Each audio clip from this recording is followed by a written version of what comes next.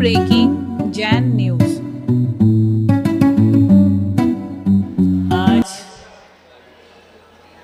आप सबके असीम उत्साह और उमंग को बड़ी नज़दीक से देख रहा है।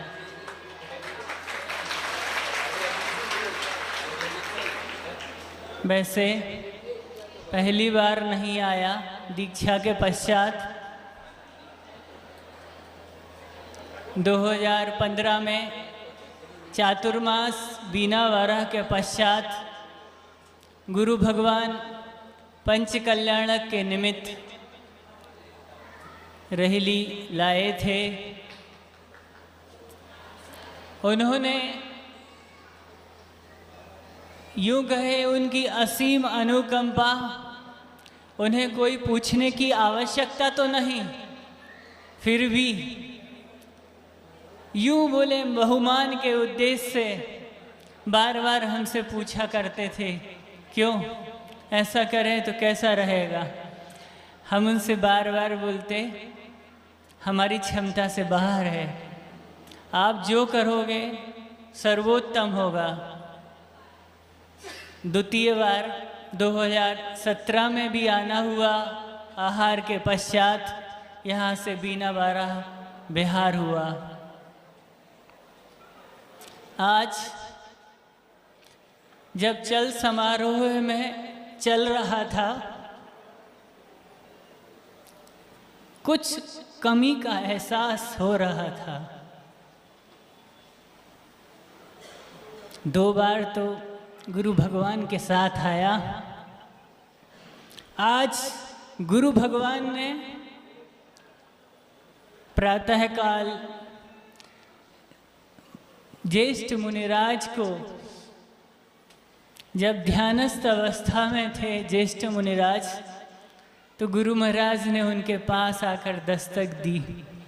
जब सामायिक के पश्चात ज्येष्ठ मुनिराज ने बताया कि आज 6वीं बार गुरु महाराज आए थे हमारे पास।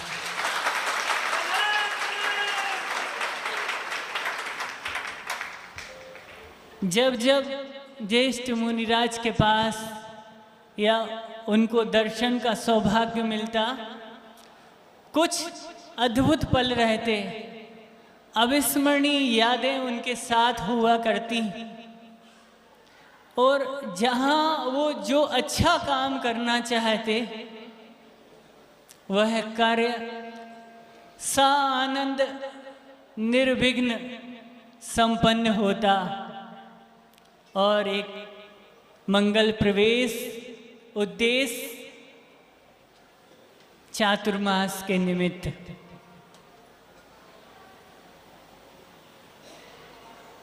बार बार ऐसे लग रहा था, अगर साथ होते तो सोने पे सुहागा होता। मेरा पुण्य कम, असीम अनुकंपा आचार्य महाराज श्री समय सागर महाराज की, हम 4 मुनिराज को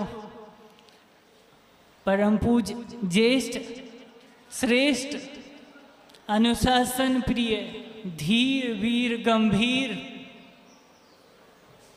श्री योग सागर जी महाराज की चरण सन्निधि में हम सभी को भेजा कि जाओ, आप सबको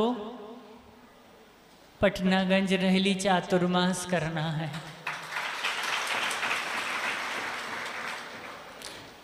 अंतस में एक ऊहापोह, साथ में डर भी, क्योंकि नाम के विपरीत।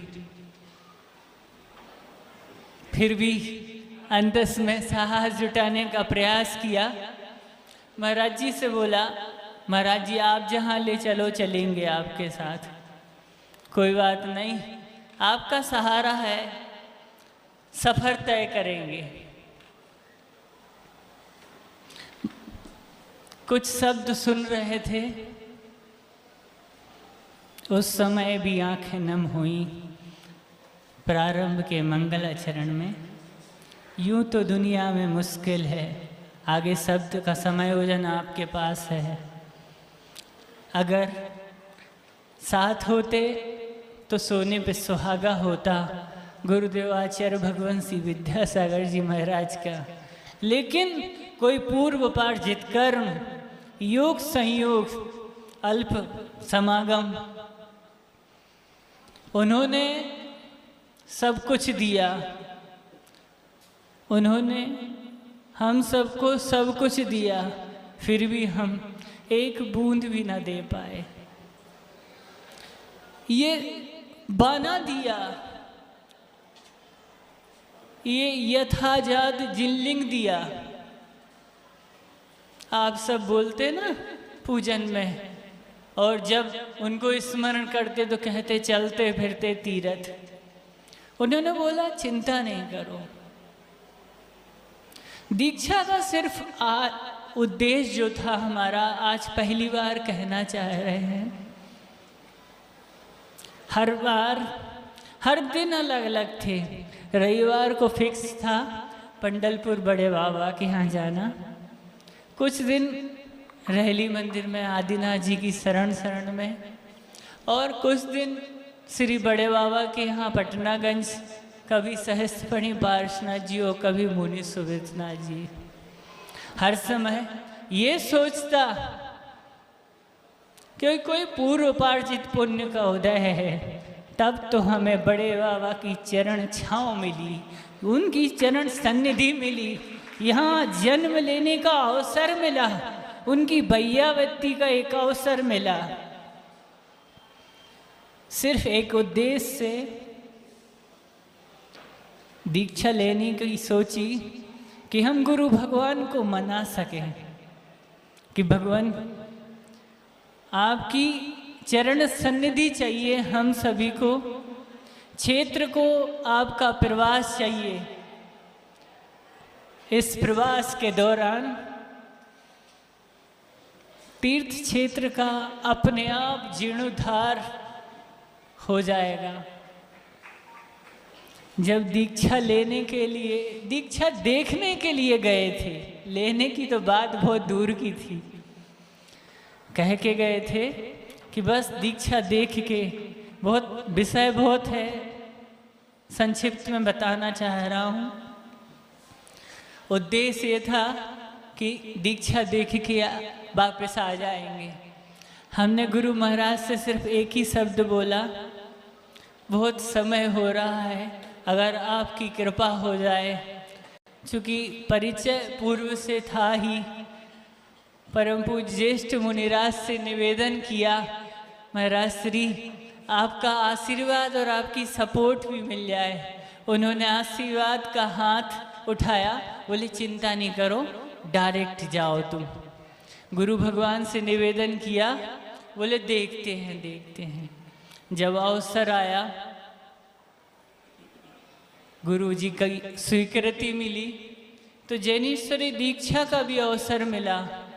अध्ययन के दौरान बार बार बोलता, आचार्य श्री जी पटनागंज क्षेत्र का नाम सिद्ध क्षेत्र में नहीं आ सकता क्या? हमें समझाया उन्होंने, चिंता नहीं करो, देखो आपके समीप ही रेशनगिरी नयनानंद वरदत्तादि पंचमुनिराज वहाँ से मोक्ष पधारे। सिद्ध क्षेत्र कुंडलपुर, दोनों सिद्ध क्षेत्र कई योजनों तक इसका प्रभाव रहता है, अनंत अनंत सिद्ध हुए हैं। ये धरती अछूती नहीं है, चिंता नहीं करो, कुछ अच्छा होगा। और हमसे बार बार बोलते, क्यों बड़े बाबा की जाप देते कि नहीं देते? हम बोलते गुरुजी देते तो हैं। बोले चिंता नहीं करो, कुछ अच्छा होगा। 2015 का जब चातुर्मास बीना वारा चल रहा था, उनने कुछ दिल में संयोजना बनाई कि यहाँ से अच्छा क्षेत्र पटनागंज चलना है। बार बार हमसे बुला के बोले कि कुछ अच्छा करना है। हाँ, बोले आपका विचार कैसा है? हमने कि हम क्या विचार देंगे आपको, आप सब कर्ता धर्ता सर्वज्ञ आप हैं, आप जो करेंगे सर्वोत्तम होगा। इतनी अनुकंपा, सहृदयता, बिल्कुल सहजता के साथ हर समय बोलते, हाँ हाँ अच्छा होगा, अच्छा होगा। देखो आचार्य महाराज श्री समय सागर महाराज जी ने जिस निमित्त से, जिस उद्देश्य से हम सबको परम पूज्य ज्येष्ठ निर्यापक श्रवण जी की चरण सन्निधि में भेजा यहाँ पे, कुछ उद्देश्य को लेके कि आज के बाद ये लोग कह ना सके कि क्षेत्र की ये आवश्यकता है। सारी आवश्यकताओं की पूर्ति आपको परम पूज्य ज्येष्ठ मुनिराज को करना है। हमारी जितनी उम्र नहीं है उससे भी अधिक चिरदीक्षित मुनिराज हैं ये। हम क्या बताएंगे उनको। अतः हमारा आप सभी से कहना है, आप सब पूर्ण संयोजना के साथ,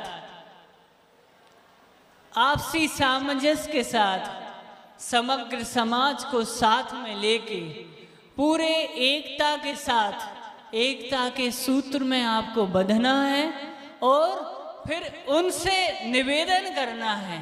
ऐसा नहीं सोचना अभी समय है, स्थापना को भी और भेजा तो है कि जाओ देखना, ये भी बोला है अगर चातुर्मास का भाव हो तो चातुर्मास स्थापित भी करना।